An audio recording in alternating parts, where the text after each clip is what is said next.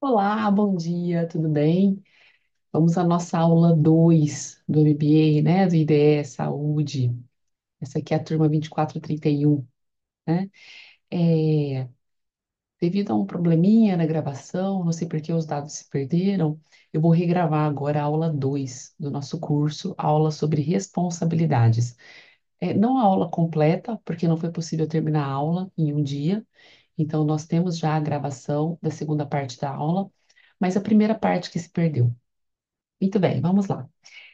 Então, no nosso curso, nós começamos o nosso curso falando sobre noções gerais de direito, né, e o que seria o direito, o que seria a norma jurídica. Nós falamos um pouquinho sobre a atuação do judiciário na criação de normas jurídicas, por meio da jurisprudência vinculante, principalmente. E nós seguimos o nosso curso falando sobre responsabilidades.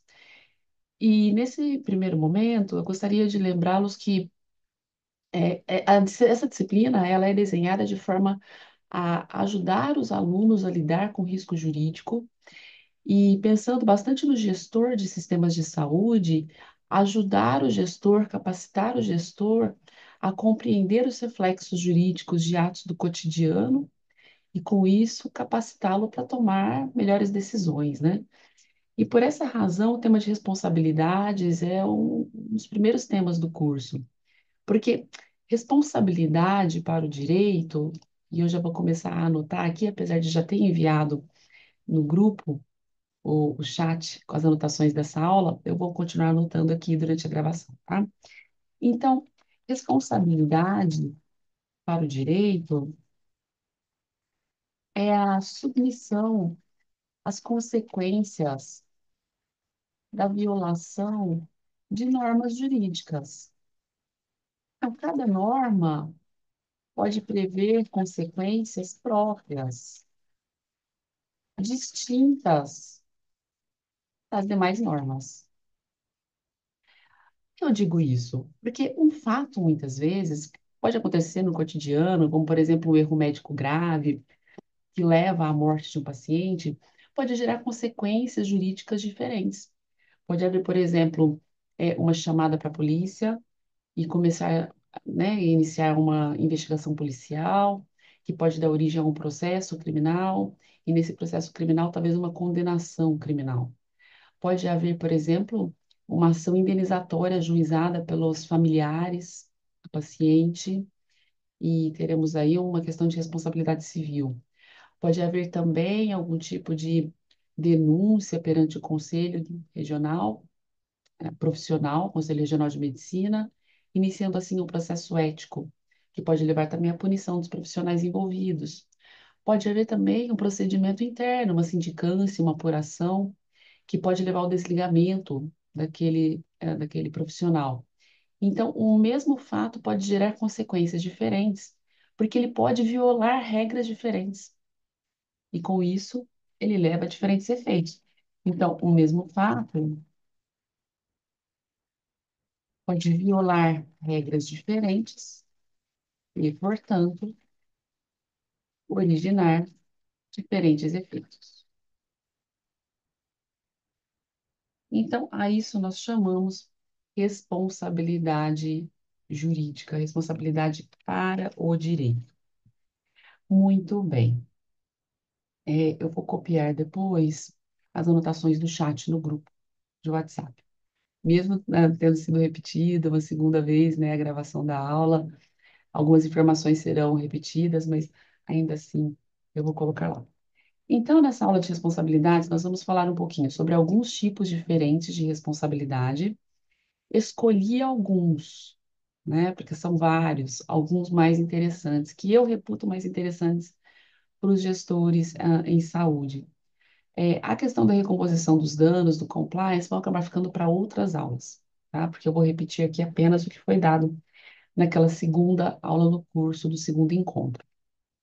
Muito bem.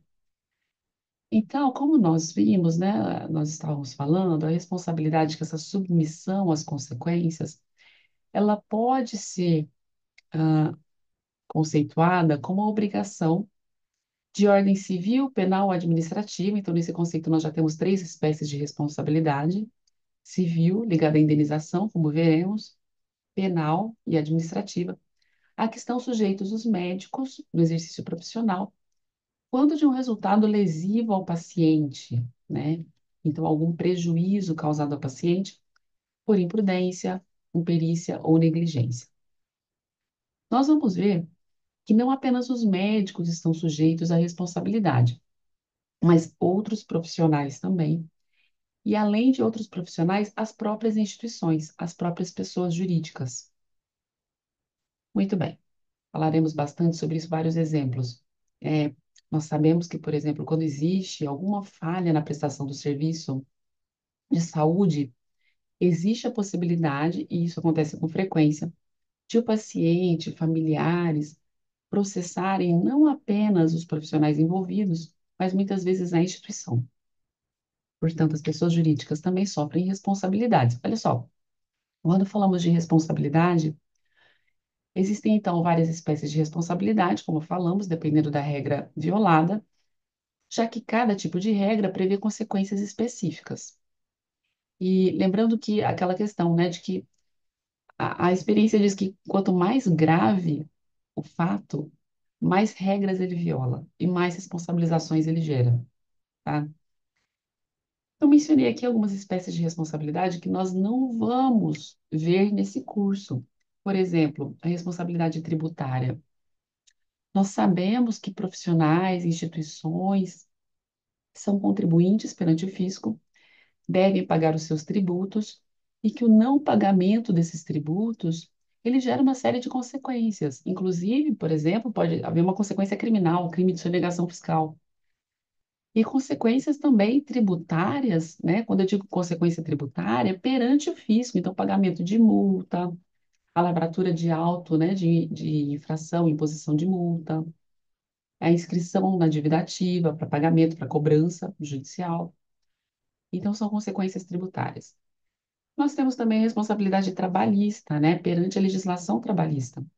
Então, a falta de pagamento de verbas trabalhistas para os empregados ou desrespeito a direitos dos empregados pode gerar uma responsabilização perante a legislação do trabalhista, perante a Justiça do Trabalho.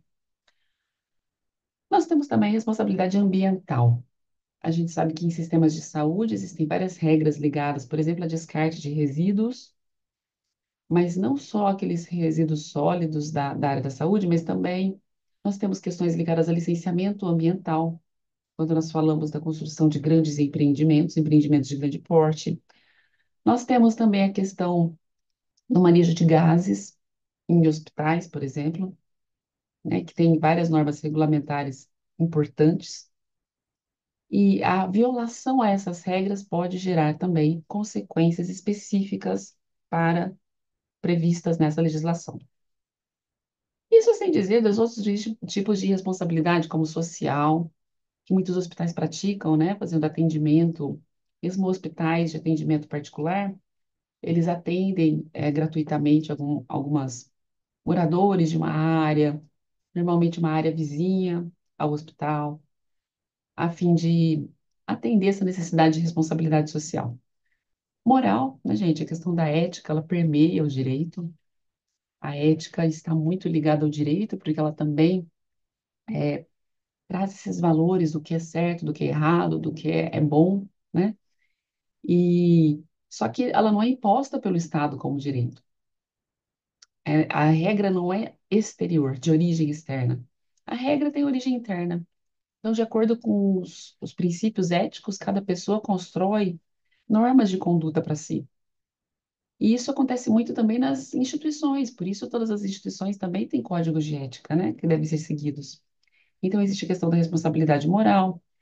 Em alguns casos, na área da saúde, até responsabilidade religiosa, né? Nós temos algumas instituições de cunho religioso. Muito bem. Falaremos nesse curso de 4 tipos de responsabilidade, como tínhamos visto, e eu dividi essas responsabilidades, em um primeiro momento, em responsabilidades que são judiciais e responsabilidades que não são judiciais. Responsabilidades judiciais são aquelas em que as consequências pela infração da norma, a responsabilização, é aplicada por um juiz de direito em uma ação judicial, ao final de uma ação judicial. Então, são questões mais complexas, são violações mais graves, que dependem de prova, e que, além de dependerem de prova, também é necessário possibilitar ao réu, né, a pessoa ali acusada de ter feito algo errado, de ter violado a norma, a possibilidade de se defender, né, de apresentar provas em seu favor. Então, quais são elas? Então, as responsabilidades judiciais, acompanhem comigo nesse quadro, nessa tabela na tela. Nesse caso, é o juiz de direito, né, que impõe a consequência, e as responsabilidades são a civil, dever de indenizar prejuízos, e penal, submissão às penas pela prática de crime, veremos logo mais. Nós temos, de outro lado, as responsabilidades não judiciais. Aqui eu chamei de administrativas, porque administrativa muitas vezes tem esse significado para o direito.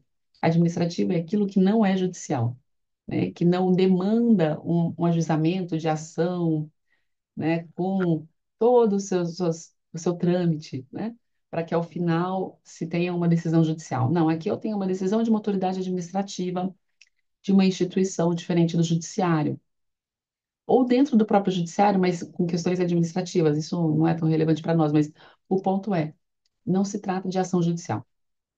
Então, aqui, quem impõe a consequência do ato são outras autoridades, que não o juiz de direito, e as espécies que nós vamos estudar aqui e mencionar, a responsabilidade ética, aquela que é imposta pelos conselhos profissionais, a administrativa disciplinar, aqui dentro da administração pública, como exercício do poder hierárquico. Então, nesse caso aqui, é o superior hierárquico na administração pública que aplica consequências legais, penalidades aos agentes públicos ou aos contratados pelo poder público.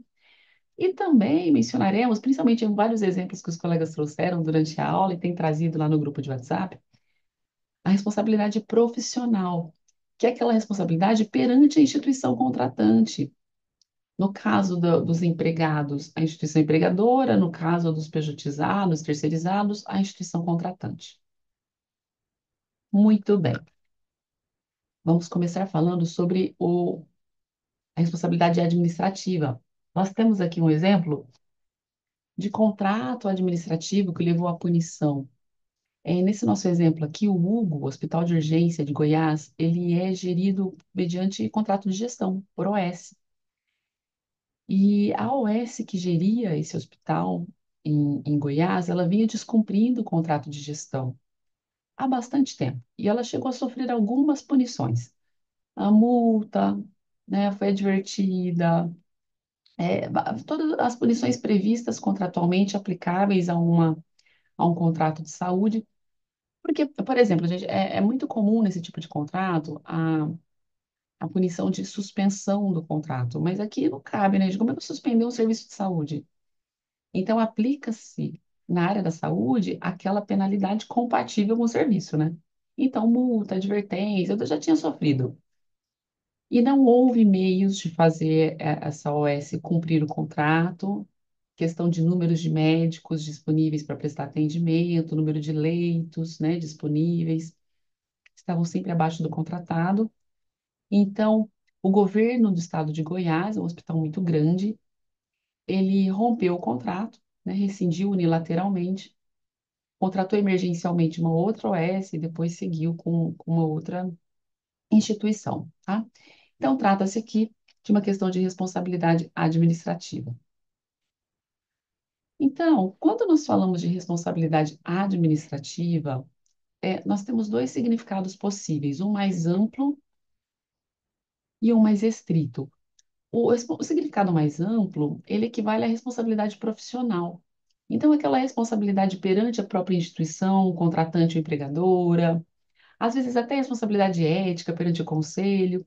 É um conceito bem amplo, que abrange todo tipo de responsabilização do prestador de serviço, não judicial, né, como vimos, não administrativo, não judicial, independentemente do vínculo e tal.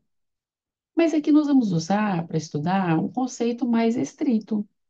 A responsabilidade administrativa é responsabilidade aplicada pelo poder público, pelo Estado, administração pública, aos seus agentes públicos, ao trabalhador público ou às empresas contratadas pelo poder público. Nós estamos falando aqui do que a gente chama de poder disciplinar do Estado. É um dos poderes da administração pública verificar a ocorrência de infrações à legislação e aplicar punições a essas pessoas específicas. De um lado, trabalhadores públicos, de outro, empresas contratadas. Caso do Hugo, em Goiás, né? Empresas contratadas. Então, é esse significado que nós vamos estudar. Muito bem. Então, essa responsabilidade, ela incide nesse caso de violação. Então, mais uma vez, coloquei o 1 e 2 aqui. Primeiro, das regras funcionais aplicáveis aos agentes públicos, aqueles deveres e proibições funcionais, e aqui, independentemente do tipo de vínculo. Porque o agente público, existem várias modalidades de agente público, né? Nós temos o agente político, normalmente aquele que é eleito, que exerce o poder da República, né?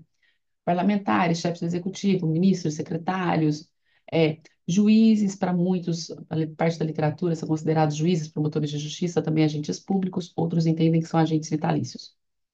Mas, então, nós temos essa categoria. Nós temos o servidor público. O servidor público, é o que antigamente se chamava de funcionário público, antigamente, algumas décadas atrás. É aquele que presta concurso público para ocupar um cargo efetivo, ele exerce uma função técnica, burocrática na administração. Então, por exemplo, se a gente pensa no SUS, se a gente fala de quadro próprio de uma Secretaria de Saúde, são os contratados do quadro próprio para ocupar cargo efetivo, cargo permanente, né? Profissionais de enfermagem. Em alguns municípios ainda há médicos contratados pelo município, né? Eu mesmo tenho um primo que é, então eu sei que, que existe, e a gente vê nos processos, assim, cada vez menos comum. Hoje nós temos outros modelos de contratação, mas ainda existem. E, então, esses são servidores públicos. Normalmente, os servidores públicos são estatutários. Eu vou mostrar para vocês, mostrei em aula, vou mostrar aqui novamente, um estatuto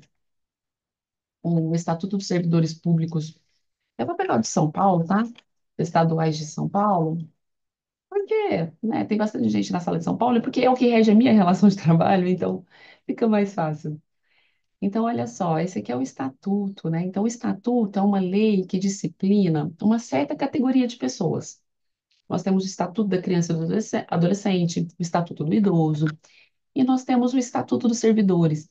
Então, quando eu falo em um servidor estatutário, o que que eu quero dizer com isso? A relação de trabalho desse agente público com o poder público contratante é regida não pela CLT, mas por uma lei específica criada por esse poder público contratante para os seus servidores. Então, nós temos vários estatutos no Brasil, nós temos tantos estatutos quanto são os entes federativos no Brasil. Nós temos o Estatuto dos Servidores da União, nós temos para cada estado um estatuto para os servidores estaduais, para cada município um estatuto para os servidores municipais daquele município, o Estatuto dos Servidores do DF. Então, são muitos estatutos.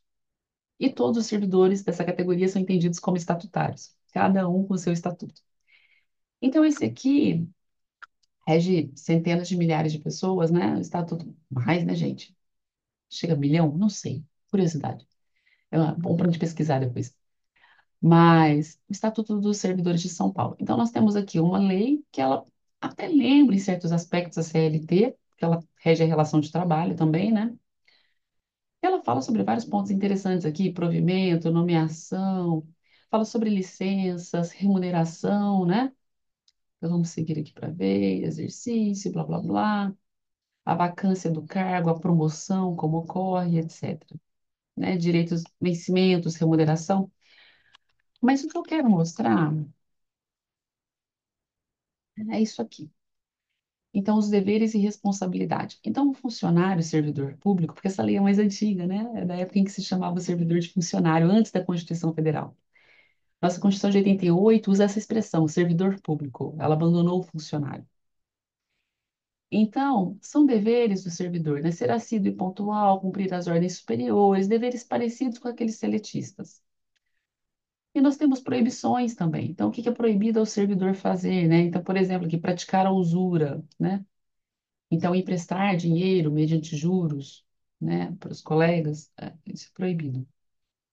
E nós temos as responsabilidades, né? Então, aqui a referência expressa a responsabilidade civil, criminal, além dessa administrativa pela violação a esse estatuto. Muito bem. Nós temos aqui, então, as penalidades. Acompanhem comigo. Ó. São penas disciplinares, no caso do Estado de São Paulo, repreensão, suspensão, multa, demissão, demissão a bem do serviço público e cassação de aposentadoria e disponibilidade.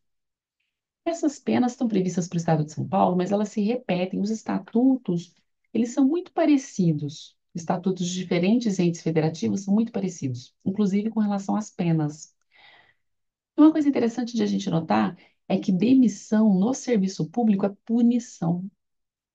O simples desligamento do cargo a pedido ou por qualquer motivo de interesse público é chamado de exoneração. Exoneração com X, né? Exoneração. Então, dizer que um servidor público foi demitido é algo grave. Ele cometeu uma infração muito grave, um crime contra a administração pública ou coisa semelhante para merecer uma pena tão grave assim de demissão.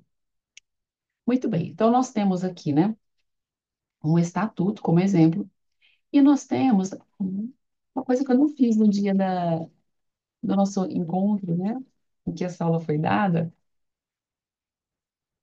mas eu vou abrir aqui rapidamente a CLT.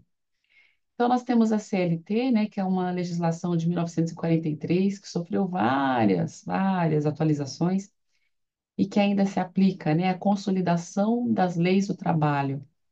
Então, é uma lei getulista ainda, né, de 43.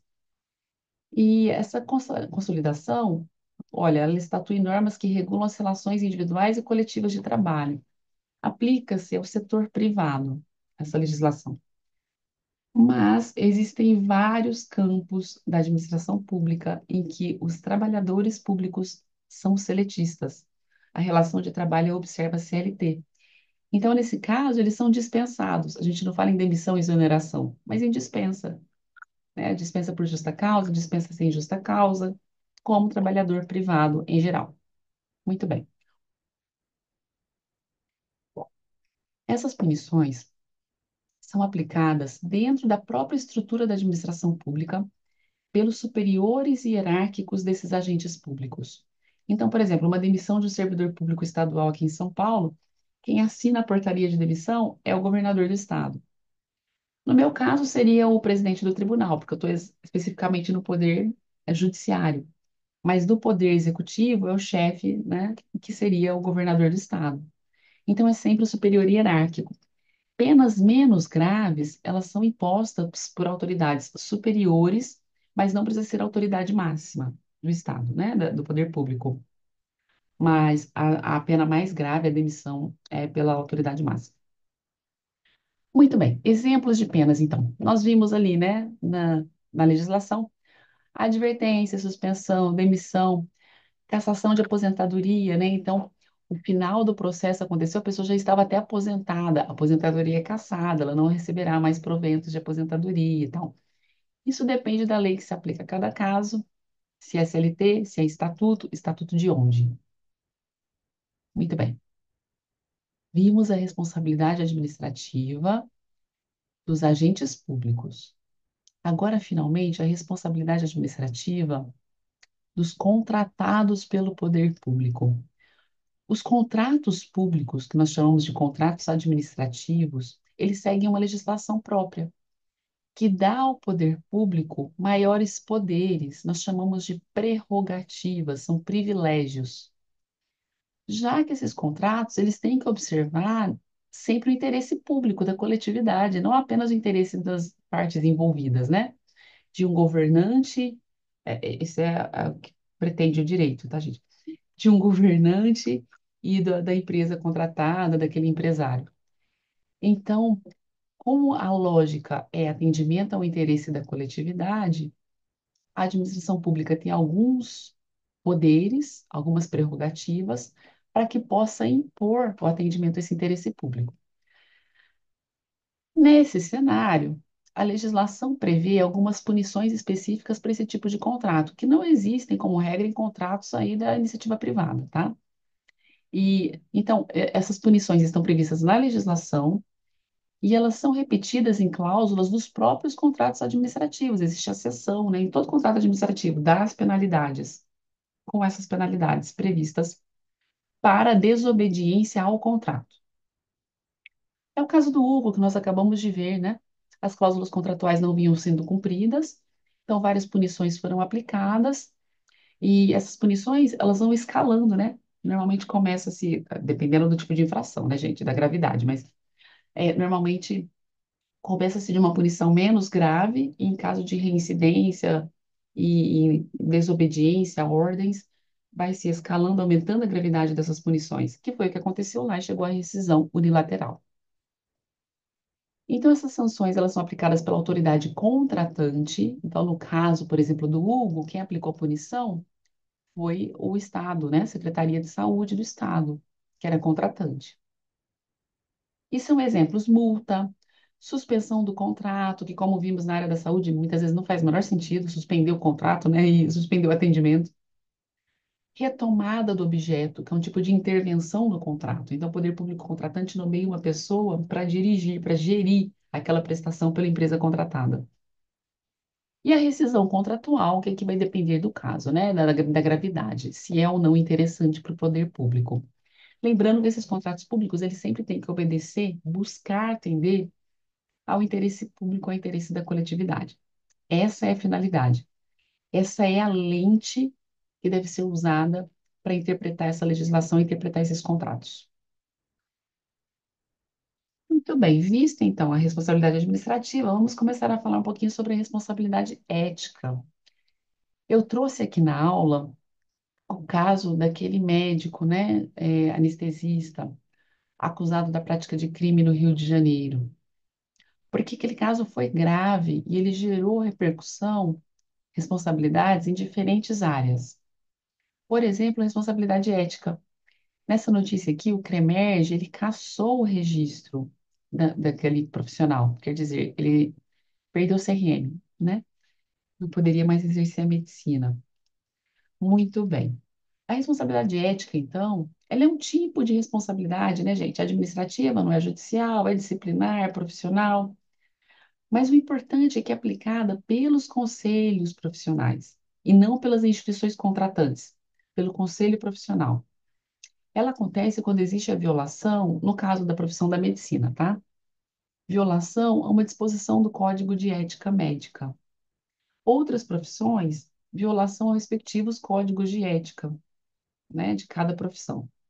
Então, a violação a uma legislação específica dessa gera punição, que é aplicada pelo conselho profissional. No caso da medicina, a lei dos conselhos de medicina, ela prevê as punições, as sanções aplicáveis. E ela diz o seguinte, acompanhe aqui no slide. São aplicáveis as sanções de advertência confidencial em aviso reservado, censura confidencial em aviso reservado ou pública em publicação oficial. Diferença, né? A advertência meramente verbal não gera registro, censura gera registro. A suspensão do exercício profissional em até 30 dias.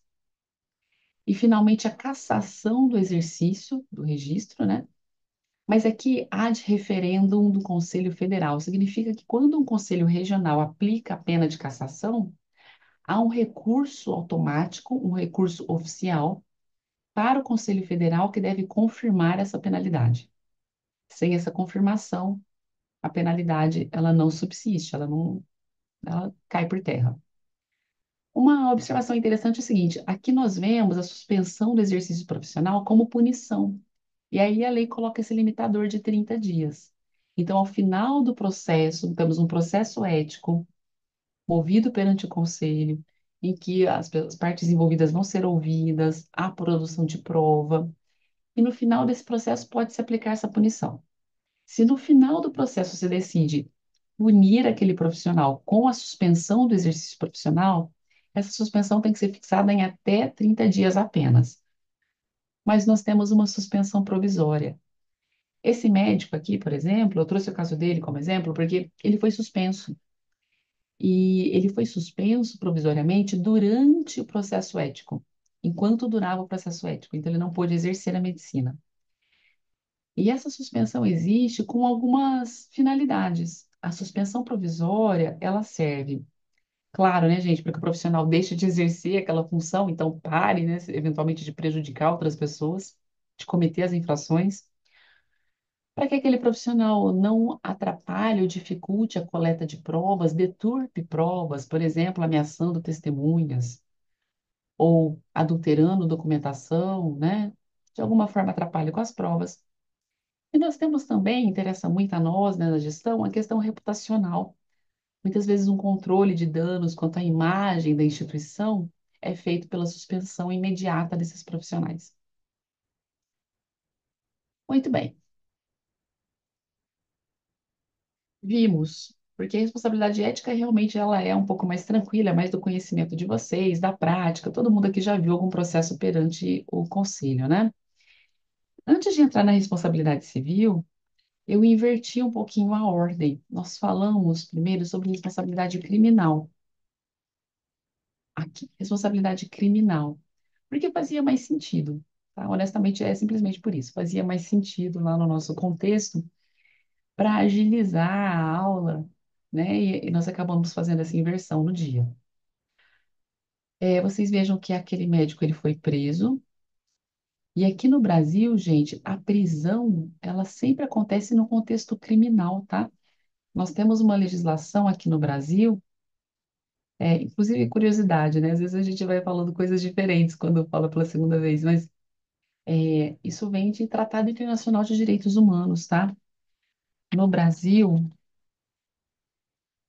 só se prende em razão da prática de crime.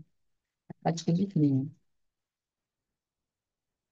A prisão pode ser provisória, então, provisoriamente, durante o processo, por um raciocínio semelhante a esse que nós acabamos de ver sobre a suspensão do exercício profissional. Então, para que não haja adulteração de provas, muitas vezes, no caso criminal, para que a pessoa não fuja, né, para evitar a fuga. Então, provisoriamente durante o processo ou definitivamente após condenação judicial criminal. A única exceção é a prisão em razão do inadimplemento de pensão alimentícia, ou falta de pagamento de pensão alimentícia. Muito bem. Outra questão interessante que eu lembro de ter comentado, acho que foi na última aula, na aula 4, é a questão da punição criminal no Brasil. Apenas pessoas físicas, como regra, eita, apenas pessoas físicas são punidas criminalmente. A única exceção, eita, vamos escrever direito, né, gente? A única exceção é o crime ambiental, né? É o crime ambiental e pode levar à punição da própria pessoa jurídica que se beneficiou da prática do crime. Então, no contexto, né, da saúde, então imagine que nós temos uma instituição que está agindo de forma descuidada, descumprindo normas regulamentares sobre o manejo dos resíduos sólidos da área da saúde. Eu esqueci qual que é a sigla certinha. Resíduos sólidos, blá, blá, blá, saúde, esqueci. Mas está descuidando e descumprindo essas regras, e por isso vai ser punida em várias esferas, administrativas, com multa, né, etc., mas também pode haver a prática de crime ambiental de poluição, e bem específico ligado à questão do lixo, né, dos resíduos. E então a própria pessoa jurídica pode ser punida por esse fato. Além das pessoas físicas envolvidas, claro, aqueles que tomaram a decisão, que efetivamente estão descumprindo essas regras, a própria pessoa jurídica. Claro que não dá para prender PJ, né, gente? A gente mencionou isso na última aula. as punições para PJ são diferentes. Então, as punições envolvem multas, suspensão das atividades, interdição e etc, tá? Tudo isso previsto na Lei dos Crimes Ambientais aqui no Brasil. Muito bem, então nesse caso aqui, nós temos esse médico sendo preso, ele foi preso durante o processo, provisoriamente, né? E olha só, gente, então o que que seria o crime, né? O crime é uma violação a um direito de alguém, mas é uma violação muito grave. E a violação é tão grave que o violador, o infrator, ele merece a punição mais grave que nós temos no nosso direito, que é a privação da liberdade, que nós chamamos comumente de prisão. Essa pena privativa de liberdade, ela só é aplicada, nós vimos, às pessoas físicas que cometem crimes e aqueles que não pagam pensão alimentícia, mas como regra, as pessoas físicas que cometem crimes, né? Então, o crime, o que que eu posso considerar como fato criminoso? Não é qualquer fato grave. É aquele fato tão grave que mereceu a edição de uma lei especial definidora daquele fato como criminoso. Então, crime só é criminosa a conduta que se enquadrar perfeitamente na previsão legal daquele de determinado tipo de crime. Como exemplo, nós até chegamos a mencionar na aula 4 quando nós falamos de questão ligada a dados, né? Como exemplo, nós temos a tal da Lei Carolina Dickmann, né, que vazamento de dados e vazão do sistema não era considerado crime até a edição dessa lei, então pessoas que praticassem esse ato não eram punidas criminalmente, poderiam sofrer outras consequências, mas não a criminal, e apenas com a edição da lei que criou o dispositivo legal, o artiguinho, que descrevia perfeitamente a conduta, o comportamento criminoso, é que pessoas que praticassem aquele comportamento criminoso passaram a ser punidas criminalmente, tá? Então, só é criminosa a conduta que se enquadrar perfeitamente na previsão legal de determinado tipo de crime. Muito bem. Isso quer dizer, gente, que quem decide o que é crime ou não é o nosso legislador federal, né? Porque aqui no Brasil só a lei federal cria crime. Então, são os nossos deputados federais e senadores da República, eles que decidem o que é ou não é crime no Brasil.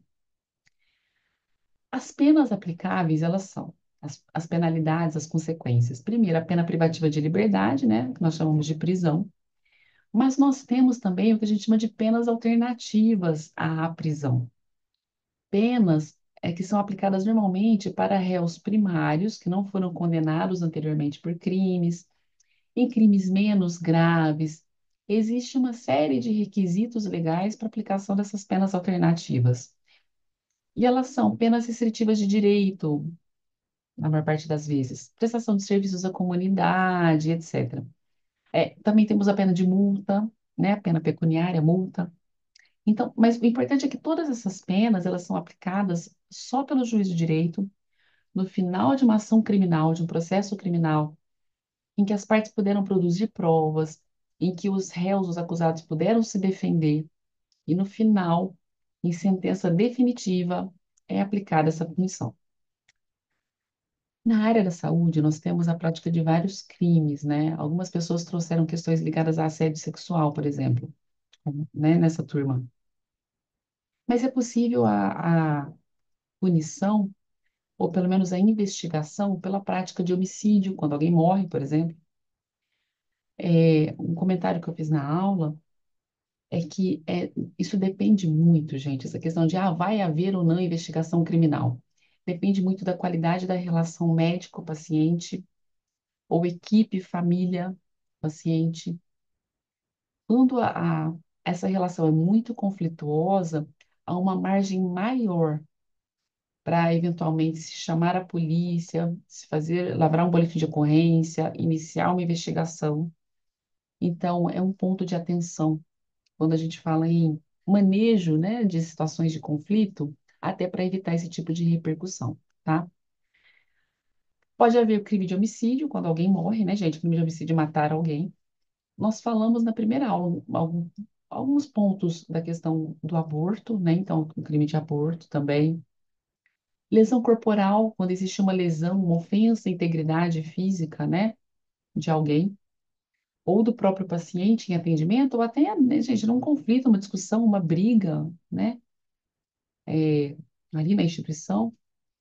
Nós temos os crimes de estelionato, em que uma pessoa é enganada, né, e entrega alguma vantagem para o estelionatário, para o criminoso, em troca de uma promessa qualquer, né? É o que a gente chama de conto do vigário, né?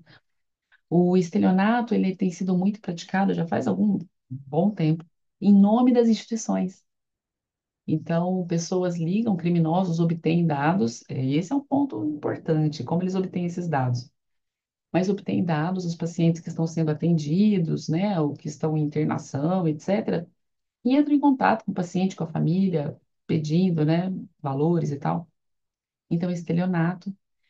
No setor público, nós temos um crime específico chamado de peculato, que é o crime praticado pelo agente público contra a administração pública, contra o patrimônio da administração. Então, aquela história de, mas eu vou usar isso aqui, né, para fins privados, peculato, desvio de dinheiro, apropriação, né? Muito bem. Alguns colegas trouxeram alguns exemplos, né, em aula. Como eu disse, nós vimos essa questão do assédio sexual, que foi bem interessante. Crime também, né? Muito bem. E, finalmente, nós chegamos na responsabilidade civil. A responsabilidade civil, aqui eu trouxe para vocês, ainda com relação ao mesmo médico, né, carioca, mas não aquele fato, é outro fato, né? Então, em outras oportunidades, ele chegou a ser processado por erro e com pedido de indenização, né? E é isso que nós vamos estudar agora. A responsabilidade civil é o dever de indenizar. Então, já vou começar a anotar aqui, porque essa parte é relevante. Então, olha só. A responsabilidade civil é o dever de indenizar prejuízos causados ao outrem. Então, o causador do prejuízo nós chamamos de agressor, e aqui, independente de haver ou não violência, tá? Esse vocabulário é usado em responsabilidade civil só para facilitar, né, a definição das partes envolvidas, das pessoas envolvidas. Então, agressor seria quem causa o prejuízo e vítima quem sofre o prejuízo. Então, agressor e vítima são partes dessa relação de responsabilidade civil. E o agressor tem o dever legal de indenizar a vítima por esse prejuízo causado. Muito bem. Nós temos dois tipos de responsabilidade civil, de dever de indenizar. Um, contratual, dois, extracontratual. O primeiro tipo, a responsabilidade contratual, ocorre quando há um inadimplemento contratual, isso é, a violação a uma cláusula de um contrato firmado entre as partes, entre agressor e vítima. Então, a responsabilidade contratual surge quando há o inadimplemento. Uma observação interessante é que inadimplemento é um termo que nos remete sempre à dívida, à cláusula financeira, ao não pagamento, não cumprimento de obrigações de pagamento. Mas, tecnicamente, para o direito, inadimplemento é qualquer tipo de descumprimento contratual, de qualquer cláusula. Então, uma cláusula de prazo. A cirurgia estava contratada para ser realizada até a data tal, esse prazo foi descumprido. Inadimplemento, tá? Então, quando há inadimplemento, quer dizer descumprimento de cláusula contratual. Muito bem. É interessante aqui notar, a gente vai falar um pouquinho sobre isso depois, em outra aula, né? Na aula 3 que nós começamos falando sobre responsabilidade civil, mas que os contratos, normalmente, eles já prevêem a indenização aplicável, que é a tal da multa contratual, né? Então, normalmente, os contratos já prevêem a indenização pelo seu descumprimento. É a multa contratual,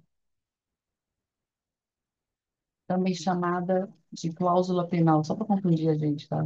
Porque tem nada de penal aqui, tem nada de criminal, mas enfim, é também chamada de cláusula penal. Então, nesse caso, por exemplo, o descumprimento de uma obrigação de pagamento, o contrato previa uma multa de 10% para pagamento em atraso, né? Então, não é necessário ajuizar uma ação indenizatória para discutir o valor da multa, da indenização pelo descumprimento do contrato. Não, é só pagar a multa, né? E agora, quando não há essa cláusula, aí tudo bem, a gente ajuiza uma ação indenizatória para descobrir, né, qual vai ser o valor da indenização. Aproveitando esse gancho, a responsabilidade civil, gente, nós já vimos isso, ela é judicial, né? Então, a responsabilidade civil é judicial. Isso é, a indenização é dever imposto por juiz de direito em sentença condenatória ao final de ação indenizatória, tá? Certo, gente? Então, ação indenizatória, a vítima contrata um advogado, ajuiza uma ação indenizatória e, ao final, se o juiz entender que estão comprovados os fatos, ele condena o agressor ao pagamento da indenização. Muito bem.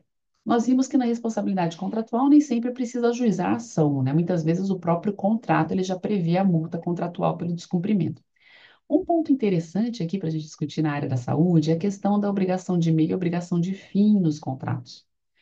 Os contratos, eles podem prever uma obrigação por parte do contratado. Então, o contratado, por exemplo, o contrato de prestação de serviço, ele vai prestar um serviço que nós chamamos de obrigação de meio, em que ele se obriga apenas a executar um serviço, aquela obrigação de fazer com diligência, de acordo com as normas do contrato, obrigação de meio. Então, a obrigação do contratado é prestar o serviço, ponto. Ou o contrato pode prever uma obrigação de fim, em que há no contrato a definição exata de um resultado esperado. Então, o contratado, ele se obriga a alcançar aquele resultado definido no contrato. Obrigação de fim.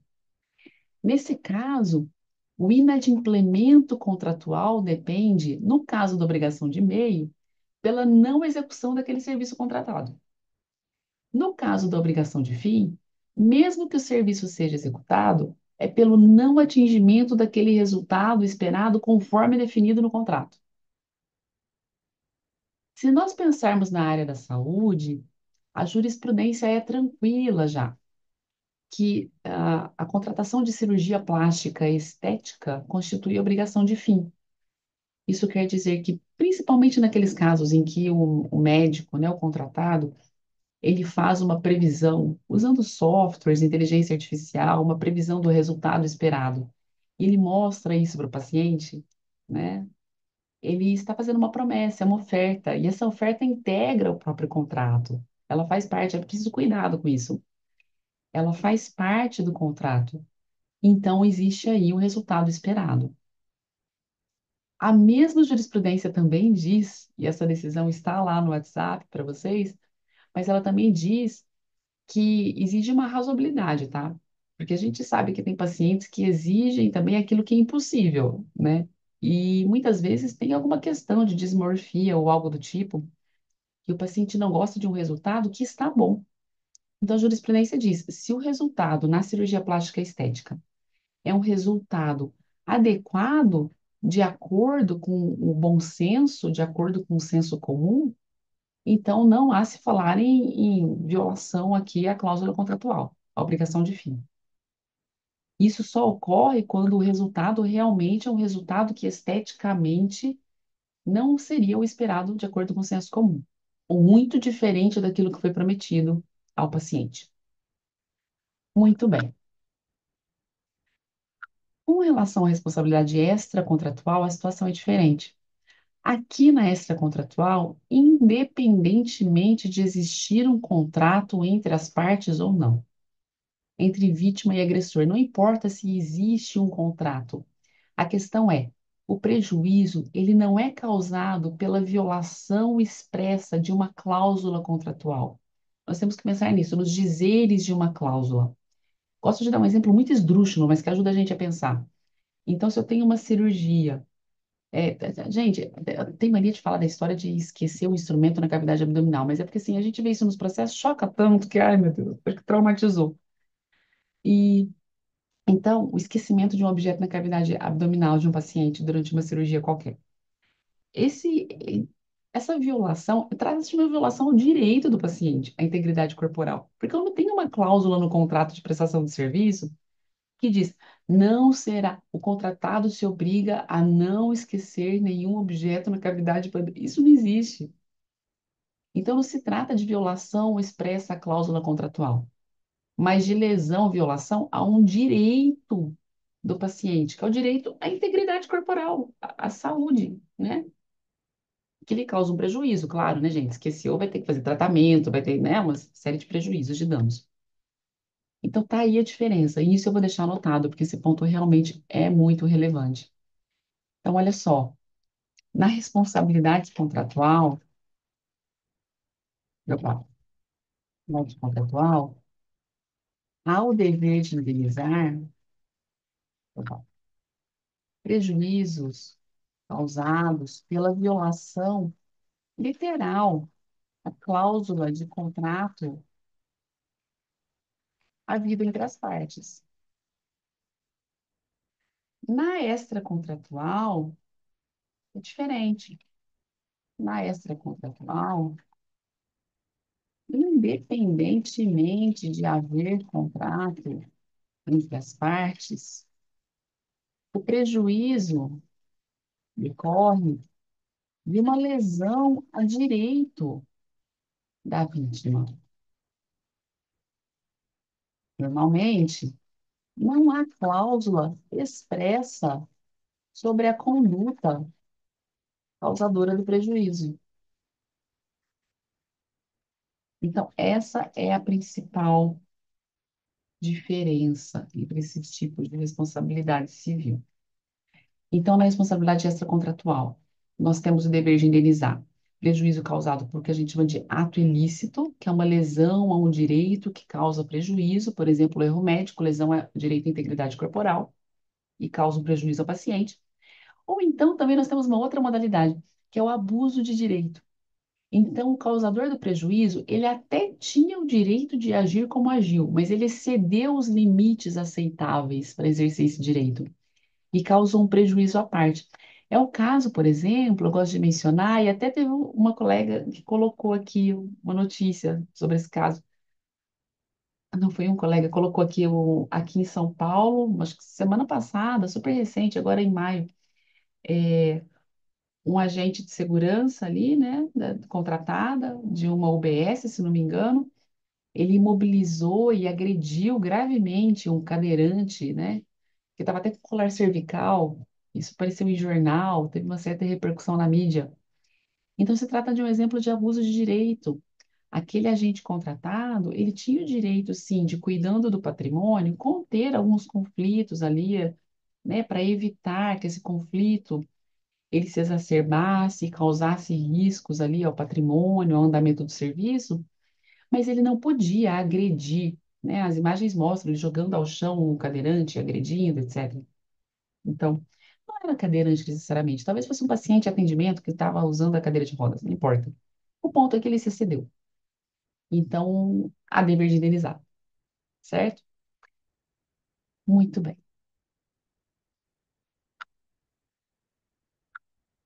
Quando a vítima vai ajuizar uma ação indenizatória, ela precisa comprovar alguns pontos. A vítima precisa comprovar nessa ação indenizatória, contratar um advogado, reunir provas, reunir nome de testemunhas, o que ela tiver disponível. Indicar, havia sistema de segurança, então existem imagens. Eu não tenho prontuário, mas eu tenho conversas de WhatsApp, tá aqui o print, o que ela tiver, tá? E para comprovar o seguinte: primeiro, a conduta humana que causou aquele prejuízo à vítima, e segundo, qual foi o prejuízo. Então, quando ela pede a indenização, ela tem que dizer a quem eu atribuo esse prejuízo, quem fez algo que me causou esse prejuízo, e de outro lado, qual é o prejuízo que eu quero ver indenizado.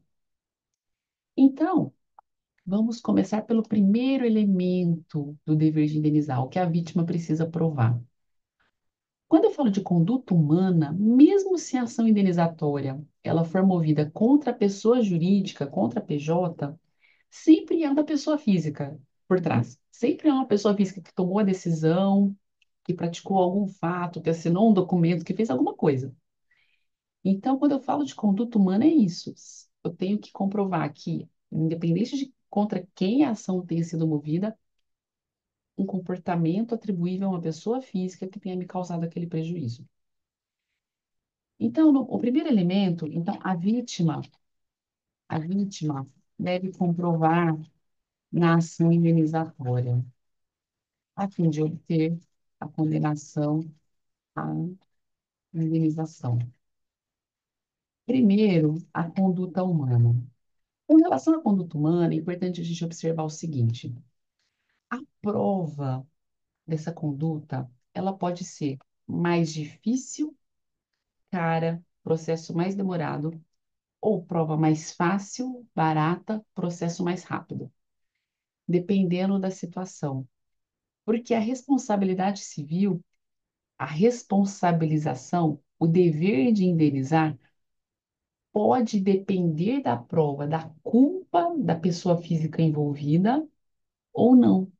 Ou basta eu provar o fato. Ah, olha, fui mal atendida, né? Sofri uma queda, escorreguei no corredor do hospital e por isso eu quero indenização, porque bati a cabeça, tive que ficar passado do trabalho 30 dias. Pronto. Então, eu só provo o fato. Estava andando no corredor do hospital. Não interessa quem deixou aquilo lá, se a pessoa foi descuidada, se a pessoa descumpriu regra interna, não interessa nada. Estava andando no hospital, estava molhado no chão, escorreguei, caí, bati a cabeça, tá aqui o prejuízo. É isso. Ou então, quando eu preciso comprovar a culpa. Ah, então tá bom. Então a equipe cirúrgica, o médico, ele teve um erro durante o procedimento e ele perfurou, sei lá, um órgão importante. E esse erro, trata-se de uma questão de imperícia, era um médico que não tinha conhecimento para fazer aquele tipo de cirurgia. Então, eu preciso comprovar onde está a falta de cuidado, onde está a culpa. Então, a conduta humana pode depender ou não da prova de culpa. E aqui eu vou até além, eu vou falar dolo ou culpa, porque dolo é a intenção de prejudicar. Ela acontece, por exemplo, quando um profissional ele sabe. Então, tem uma profissional de enfermagem ali no serviço e tem uma pessoa que foi internada que é inimiga capital dela, inimiga, ela odeia aquela pessoa. Ela fala, quer saber? Eu vou passar lá, fazer uma ronda, vou passar lá, vou levar um remedinho. E ela leva um medicamento lá, uma droga, e envenena aquela pessoa, né? Intencionalmente, dolo. Ou então culpa. Então, vamos já colocar a observação aqui. Dolo, a intenção de prejudicar, deliberada, né, de prejudicar. Ou culpa, que é a falta de cuidado. Gente, a culpa é o descuido. E ela é a falta de cuidado nas modalidades, né? Imprudência, que é quando alguém faz algo de forma descuidada, então fazer descuidado. É, na imperícia, não, vou deixar por último. Na negligência, que é um não fazer, uma omissão descuidada. Ou então, na imperícia, que é a culpa profissional, né? Que é o desconhecimento ou a desobediência à regra técnica da profissão. Por exemplo, esses profissionais fazendo peeling de fenol, né? Apareceu tanto na mídia ultimamente, da profissão. Então, eles não tinham capacitação para aquilo, né? Treinamento, e acabaram gerando até morte de pessoas, né? Quando eu falo de imprudência e se fazer descuidado, Então, por exemplo, a prescrição médica, erro na prescrição, é um fazer, né? É um fazer com falta de cuidado, sem se atentar ali para os cálculos ou para a droga prescrita, imprudência. A negligência deveria ter feito o double check quando separou o medicamento para administração. Não fez, negligência. Mas aqui, gente, essa discussão de o que que é dolo, o que que é culpa, qual tipo de culpa, não é tão importante assim. Muitas vezes um fato, ele se enquadra até em mais de um tipo de culpa ao mesmo tempo, né? Então, a administração da droga errada é negligência porque não conferiu e é imprudência porque efetivamente administrou, né? Então, assim, isso é o menos importante. Isso aqui só interessa para o juiz para aferir. Não, o fato doloso é mais grave, então eu vou pesar mais a mão na indenização, ou não. Então, para o advogado, para a vítima, isso não interessa tanto quanto parece, tá? Mas, então, a conduta pode depender ou não dessas provas. E vamos ver quando isso acontece. Então, ação movida contra a pessoa física. Aqui, normalmente, é preciso provar. Eita, meu Deus. É preciso provar dolo ou culpa, quer dizer, a responsabilidade civil é o que chamamos de subjetiva. Porque, gente, se a ação é movida contra a pessoa física, eu consigo argumentar com relação às motivações daquela pessoa física. Esse aqui é um processo, a consequência é um processo mais caro, porque prova muitas vezes é cara, gente, né? Então, uma perícia é muito cara, os honorários periciais, intimação via oficial de justiça, de testemunha, eu tenho que pagar, né? É tudo caro, tá? Então, é um processo mais caro, mais demorado e mais dificultoso, tá? É mais difícil, tá? Ou então, quando a ação é movida contra o Estado, então, na verdade, eu estou falando de SUS. E quem causou o dano foi um agente público. Então, não vamos mover ação contra o agente público. Aqui, ó, prejuízo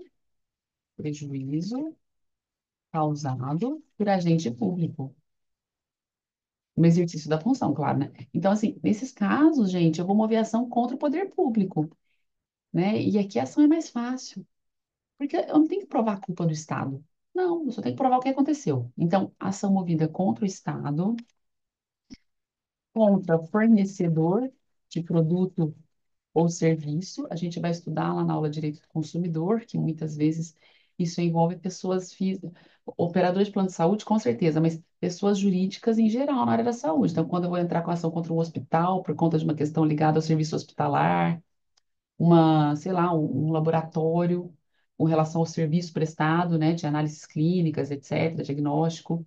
Então, aqui eu tenho fornecedor de produto ou serviço, tá? Ou contra empregador por ato de seus empregados. Então, nesses casos aqui, não é preciso provar culpa ou dolo.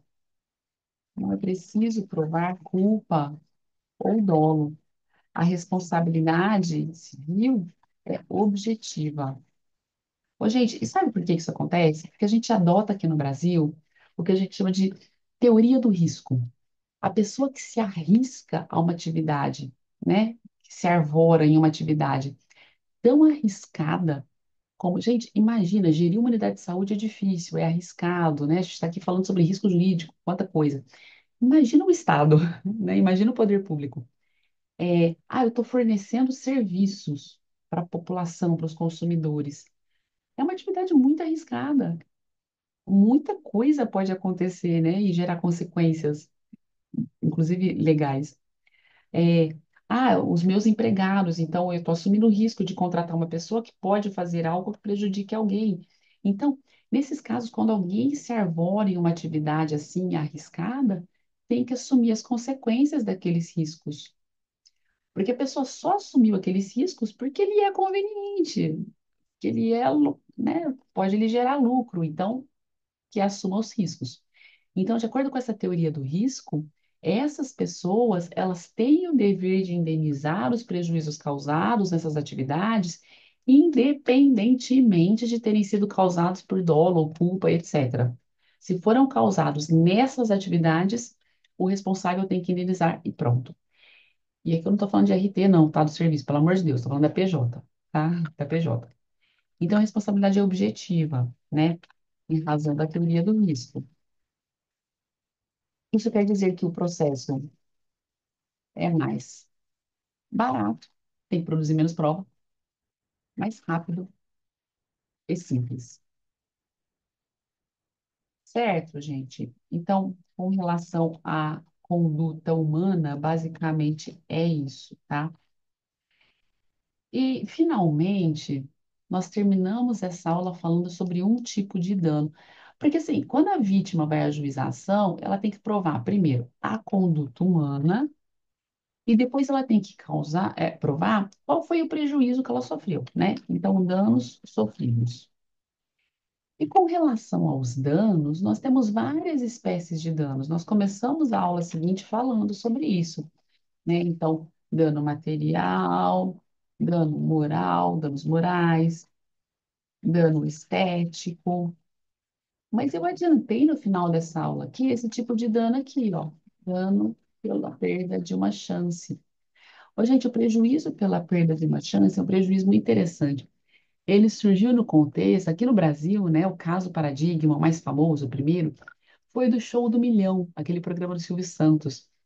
Porque uma das candidatas, ela foi respondendo as perguntas, né, e ganhando aqueles prêmios cumulativos a cada acerto, até chegar na última pergunta, a pergunta que valia R$ 1 milhão.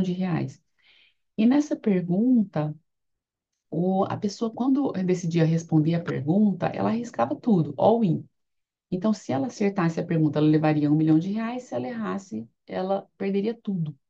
Ela não levaria 500 mil, ela perderia os 500 mil que ela já tinha ganho até ali, né?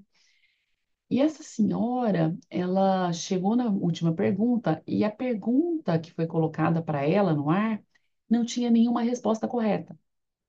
Isso foi avisado para ela por um professor depois que assistiu o programa e ligou para ela e disse isso para ela.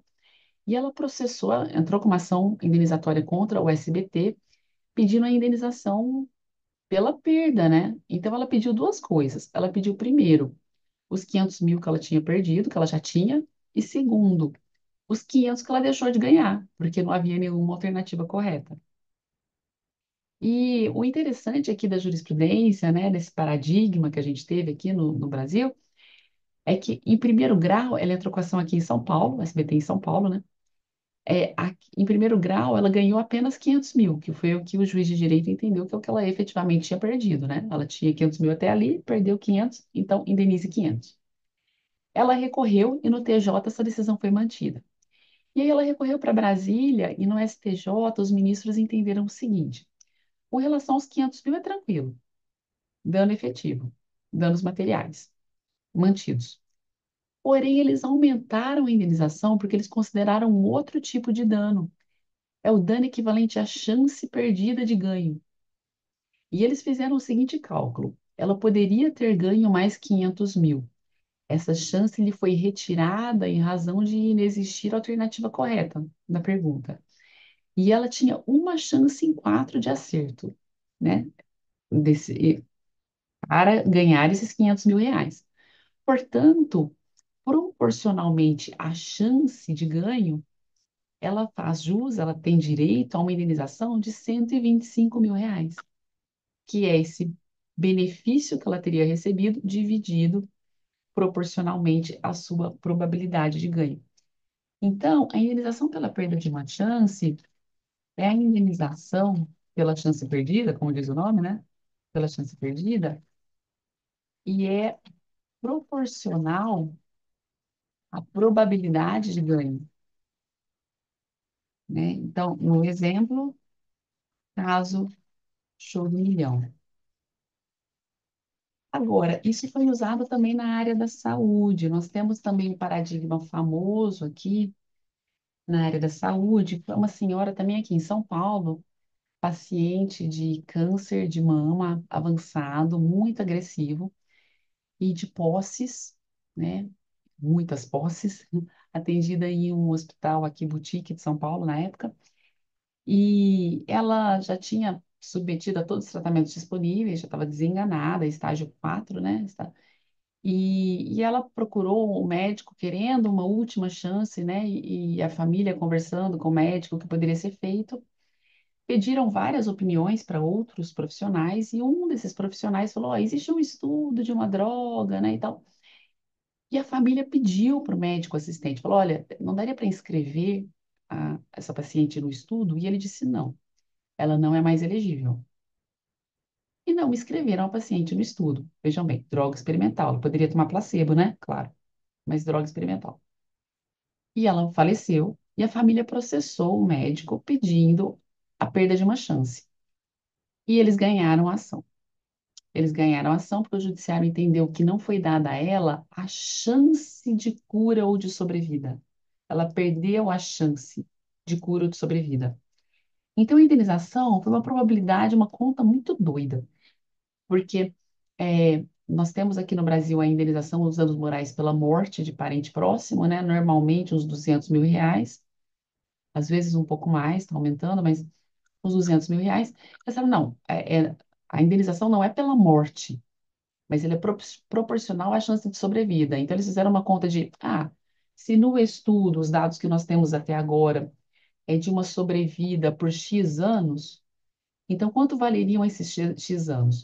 E a gente vai dividir por dois, porque ela poderia ter tomado placebo também, que deram uma indenização, né, bem inferior ao valor equivalente aos danos morais pela morte, mas em razão da perda da chance de sobrevida ou cura.